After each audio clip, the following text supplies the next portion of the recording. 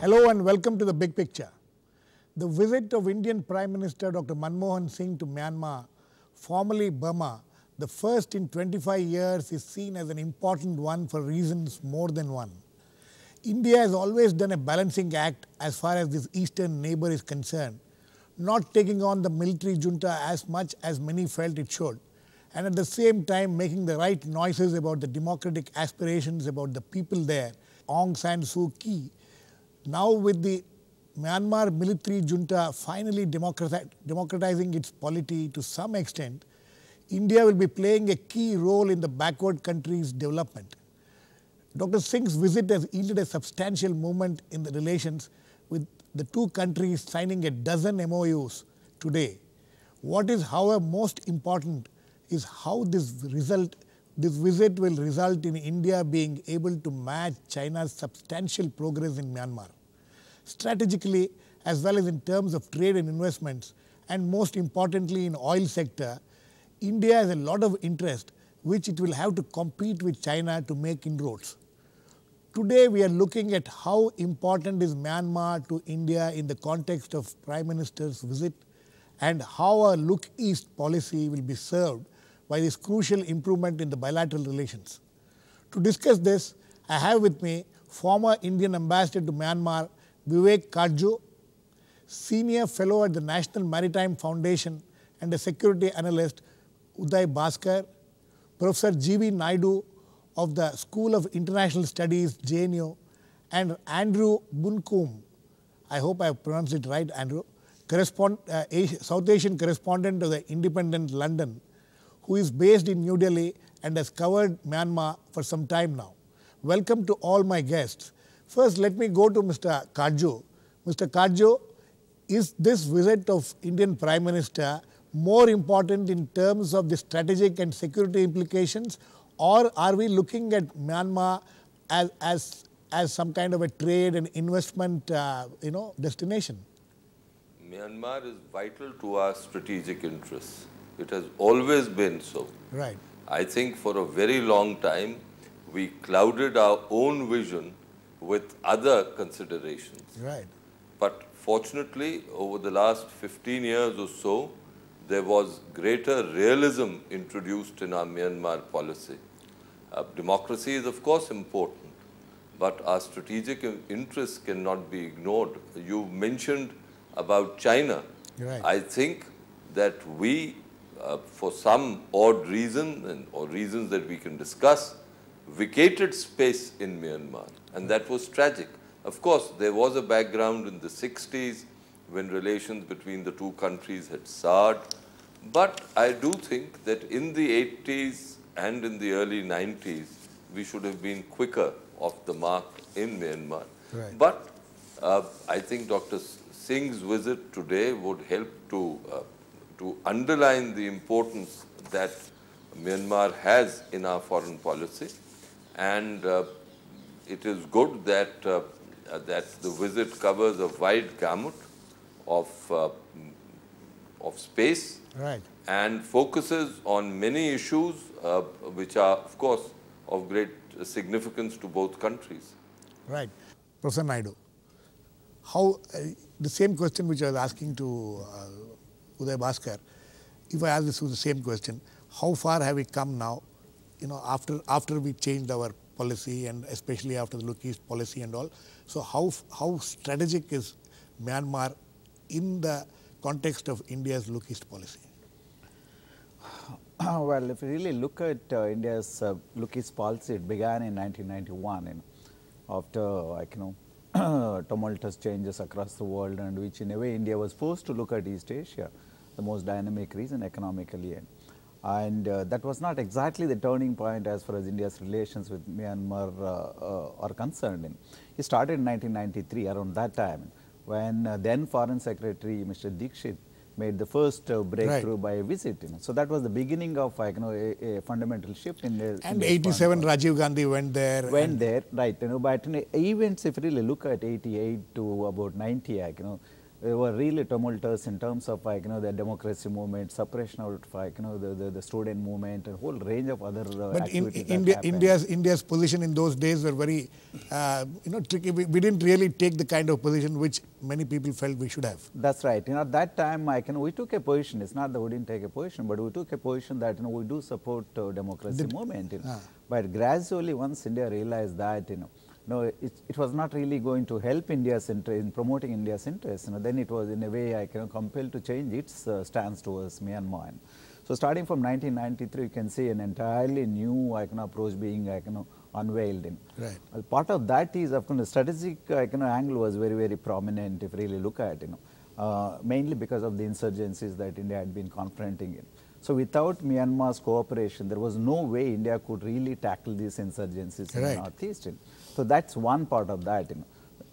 In terms of the other aspect of strategic dimension, China factor, certainly starting from 88 onwards, if you really look at the massive defense deal China signed worth about 2 billion. Right. So that was a major turning point, which really forced Myanmar to get closer to China. So that was beginning to as Katju says that we had isolated ourselves from, we provided the space for China to move in. That's right. In a way, because when they first came to India to fight the insurgency for arms, we said no, we support you deal with the insurgencies, but we don't want to give arms to you. That might send a wrong signal to the world that we are supporting an authoritarian regime. So that was the time China stood by Myanmar. That's a fact. Absolutely. And all they gave arms and they gave enormous amounts of aid, the investments, and they supported politically in the international organizations, UN resolutions. Every time they came up, China stood by Myanmar. So they have developed a different kind of equation. But if you really look at starting from 1993 onwards, it took quite a while for India to get back to its old moorings. Right. But we have done exceedingly well. If you really look at from that kind of background, India is there. It has made its presence felt. India is there in terms of investments, not only just energy sector, but a range of infrastructural projects, especially multimodal, Kaladan multimodal projects. There's a lot of focus on that multimodal thing, but we are still just starting there. We are not really gone much ahead as far as investment are concerned. We'll come back to those issues. Let me bring in Andrew in this. Andrew, as a neutral observer, what is you traveled in Myanmar, I'm told, and you've seen what's happening. You must have spoken to a lot of people. As a neutral observer, do you see Myanmar tilting more towards India or China as far as its interests are concerned? Where does its interest lie as far as Myanmar is concerned? From the perspective of the authorities in Myanmar, right? Well, I imagine, and also how you have perceived it. Well, I imagine they're very keen to juggle everybody. I imagine they'd like to keep in with China. I imagine they'd like to keep in with India. They'd like to keep in with South Korea. They'd like to keep in with Thailand. They're the major. Those are the four. The US, and now, of course, US the US is very, very interested in it. The EU. Yeah. I mean, I imagine Myanmar is thinking, let's get everybody. I mean, it's essentially been sanctions from the West that have forced that have in conjunction with Myanmar's own aspirations, right, have forced the changes we've seen. Right. So now, the West is looking at what can they get from it, and it works there as well. Already, the EU's already lifted sanctions. Australia's lifted sanctions. US lifted most sanctions. So a lot of trade is going to be happening. I think Mr. Singh, India, realised that, hang on, it's not just 2 or 3 players anymore. Right. We all need to get going on this. And India needed to move in fast in the context of all these things that they. Well, yeah, but I think as Professor Naidu says, I mean, it's not as though India is starting from scratch. I mean, yeah, India's been there all along. It has, I think, bilateral trade's already worth about $1.5 billion. $1.5 billion. There's investment in deep water projects in Sittwe on the east coast. And China's is something like, 20 billion or something like that. Sure, it's going to be a lot more, but I mean, I think India's going to be looked at very favourably because it's given Myanmar support over the years. Right. Let me get back to Mr. Katju. Mr. Katju, as far as Professor Naidu pointed out to a very significant thing, which is which is the reason why India was going slow as far as, you know, if the Western nations and other countries which were trying to goad India into, you know, taking a stand, India did not take that kind of a stand. It is said because of some kind of a cooperation which we were getting from Myanmar as far as dealing with the insurgents in the northeast is concerned. You think that has been one of the major reasons? Well, as far as Western policy is concerned, it is the less said about it, the better. We have an army-led government. For a long period, we had an army-led government to the west of India, yes, which was in Pakistan. Right. And there was an army-led government in Myanmar. Yes. The West's approach to Pakistan was entirely different from its approach to Myanmar. Right. So, so all this tall talk of ushering in democracy and, you know, fulfilling the aspirations of the people, etc., is only tall talk, and we shouldn't take it too seriously.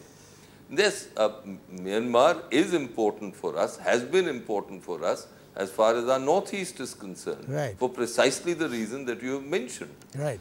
But in addition to that, I think Myanmar is also important to us as we are important to Myanmar in terms of Myanmar's economic development, and in that we can play a significant role, and Myanmar is aware of this. Right. For example, you take capacity building. Right. I noticed that 6 of the MOUs that were signed today 6 yeah, of the 12, right, have focused on capacity building absolutely, in one form or the other, absolutely, and that is significant. Absolutely.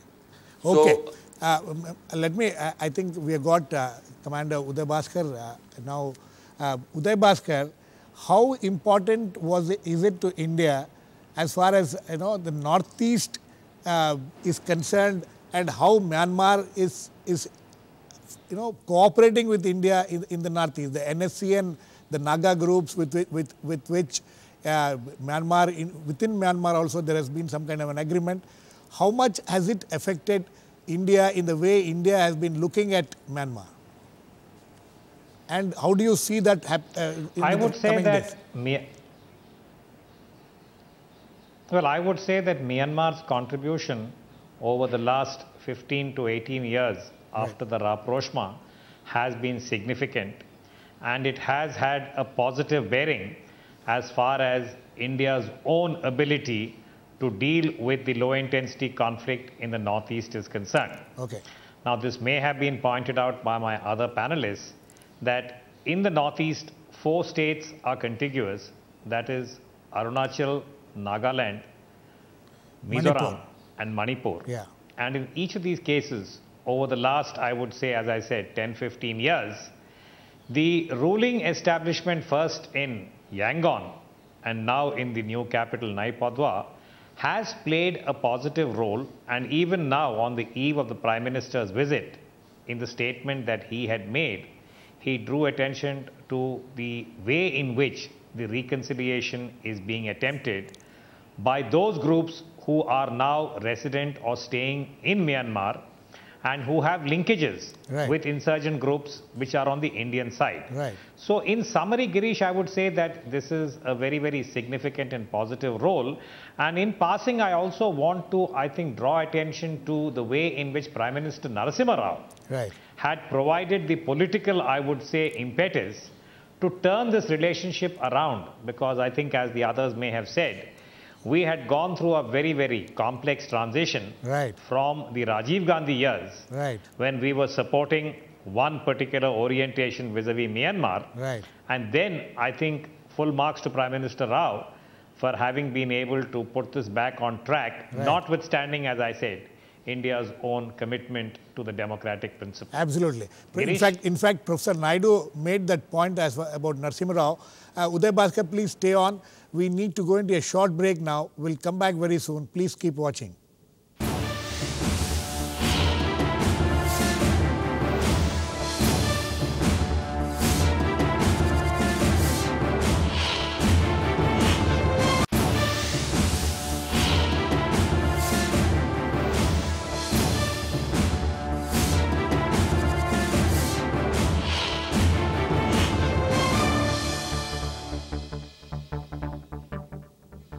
Welcome back. We are discussing India and Myanmar relations in the context of the Prime Minister Dr. Manmohan Singh's visit to that nation. Now let me come to Andrew. Andrew, now one thing which is going to be hogging the media attention in the next 24 hours is the visit or the meeting between Dr. Prime Minister Dr. Manmohan Singh and Aung San Suu Kyi. So this is something which is going to make a big impact as far as the media is concerned. But how does the people of Burma and how will the people in the other parts of the world take this meeting, and how will the military junta react to this? Aung San Suu Kyi was asked about how India had behaved over the last 15 years, and she was honest enough to say she was disappointed. She was disappointed. As my colleagues here have said, India used to have a policy of supporting the democracy movement. Aung San Suu Kyi's mother was a Burmese ambassador here. Right. Aung San Suu Kyi herself went to school here. So School and college. Right. So she felt there was a special relationship. She personally said she felt disappointed. My belief of the situation is that she's too much of a realist also, in the same way that the Indian foreign policy machine is, that she realises that now is the time. She can't get sort of sulky about this, if you like. She has to reach out to her supporters. Right. She's going to reach out to India. She's going to look for support to Manmohan Singh. She knows India is an important country. Yeah, everyone's going to be looking at this. But the military in Burma, as well as the purportedly civilian government, right, realise that every major figure who visits Burma, Myanmar, also has to go and visit her. Yes. If they don't, it's not a complete visit. Absolutely. I think they accept that. They've accepted that as part of releasing her from house arrest, having the by-elections, which they realised she was going to win, perhaps not quite the landslide, but they realised that if you go to Burma, you have to go and see the democracy. She is part of the equation. So Manmohan Singh had to go there. They realise that, but yeah, the world's going to be watching. It's going to be fascinating to see them interact, isn't it? Right. Mr. Naidu, how do you see this interaction? He says it's going to be fascinating. Do you also think so? And will the Indian Prime Minister have to do some kind of a balancing act when he meets her and when he comes out and talks? It's more like sending a political signal to the people of Myanmar that we have no problem in dealing with whoever is is for the democracy. But the bilateral meeting itself, I don't attach too much significance in the end. If really look at in the backdrop of remarkable changes that have been taking place last year and a half, ever since the elections were held. So in that context, probably the biggest issue would remain to what extent whoever is in the seat of power would manage the transition to democracy, a genuine democracy, where democracy really takes roots. Number two, how does it manage dealing with various the so many powers trying to court it? Everyone looks at it as though it's his last frontier to be won. It's a gold, dig it and take it away. That is going to be very tough for a country which has been isolated for so long. Right. It has remained completely cut off from the rest of the world. Even basic facilities it doesn't enjoy. Exactly, absolutely no infrastructure virtually. To do that is going to be the biggest challenge. To how that would affect the political process will be the biggest challenge for a country like India. Will it lead to a chaotic kind of situation? Right. Will it force the military to come back, stage a comeback? Right. To what extent the civilian leaders will manage that transition will be the serious political issues. Very interesting. Let me get Vivek Katju on this. Mr. Katju, Professor Naidu's ideas, thoughts about managing this transition. How important is it for, and how much of a role will India have to play in managing this transition? 3 points. First of all, I think we should eschew the great temptation of trying to play a role in the internal dynamics in any country. Right. This is, we support democracy. I think that's no quarrel. The very fact that in certain areas the Myanmar authorities are looking to us to help them in training personnel in democratic practice, etc., is Right. good. And we should respond, we should not try to thrust ourselves. Right. Second, I think the crucial issue in Myanmar itself is that over the last 2 decades, increasingly both sides started showing a degree of realism. Right. After all, there was great movement on both sides. Than Shwe and Maungye moved. Aung San Suu Kyi also has moved from original positions. Right. And that itself shows that the army and the civilian leadership, which will of course be led by Aung San Suu Kyi for a long time, will chart out a course which will be good for Myanmar. My last point. Right. I've always thought that the problems between Aung San Suu Kyi and the army were essentially part of a family problem. One can't forget Aung San Suu Kyi's ancestry. Right. After all, she's Aung San's daughter. Right. And we all know the position Aung San occupied in Myanmar. Right. So I'm hopeful that now that the decks have been cleared, the military leadership, and they will remain very influential because, and that is part of the constitution which Aung San Suu Kyi has accepted, will show realism, and Suu Kyi too will show realism. As far as we are concerned, we should now focus on trade, economy, capacity building and security. Okay. Uday Bhaskar, the fact that US is taking a lot of interest in Burma, the Secretary of State Hillary Clinton went and visited Burma and Myanmar and met Suu Kyi and all. You know, and India is seems to be a little apprehensive about the United States taking so much of interest in Myanmar. You think India and the US, India will be able to tell the US to stay off and, you know, maintain a low profile there? Is it in India's interest or in the larger interest of the entire region that the United States maintains a low profile there? Not really. I don't subscribe to that view, because I think the United States in many ways has come around to what I would call as the Indian interpretation of the internal dynamic in Myanmar. Yeah. And at this point, I think the United States and the other members of the Western alliance, if you will, including the European nations, I believe they could play a very valuable role in providing the aid, because as we have already pointed out, right, Myanmar has been isolated for a very, very long period, and the association was always with Aung San Suu Kyi. But now that Myanmar is making the transition, I believe that the United States and the European nations could play a major role in the assistance, and I think they should be a little more empathetic to the Myanmar regime. Now, it's not as if the West has not dealt with military regimes in the past, and I think Vivek Katju has already made that point. Right. And I have been earnestly pleading whenever I get a chance, if they want to be called Myanmar, why don't you refer to them as Myanmar? Why this constant sort of reference to Burma, knowing fully well that the regime there has opted for Myanmar? Absolutely. This may be cosmetic, but I think there is a strong signal. Uday Bhaskar, So I feel that they should be empathetic, and I don't think India would be apprehensive. Uday Bhaskar, Sorry, Girish. Uday Bhaskar, for the last time, the foreign minister, Mr. S.M. Krishna, today has made a statement that India is not competing with China in Myanmar. Is that just a public posture, or is it serious?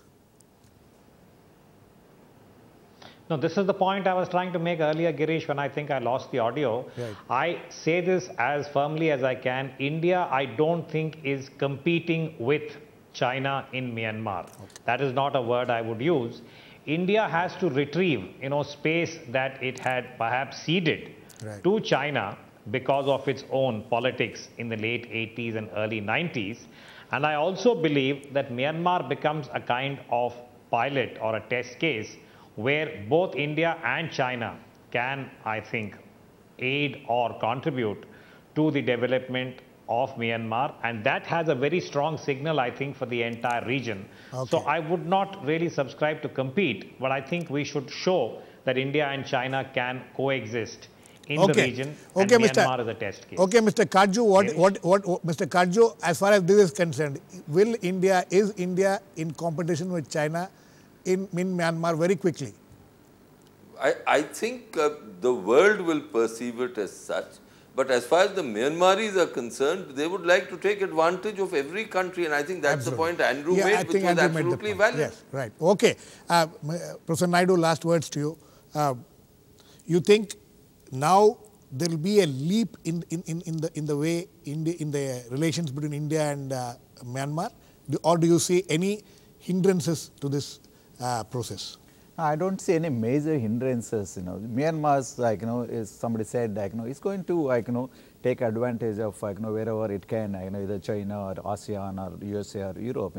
But India's biggest strength is its huge cultural and historical linkages with Myanmar. Okay. It's soft power that we should really make use of for our advantage. In fact, really look at for the first time last week, and I was shortlisting some Myanmar students for admission in JNU. Okay. For the first time, ICCR is sponsoring students from Myanmar to come to India and study. So that is that's how it's the best way to cultivate Andrew, relations. Last words.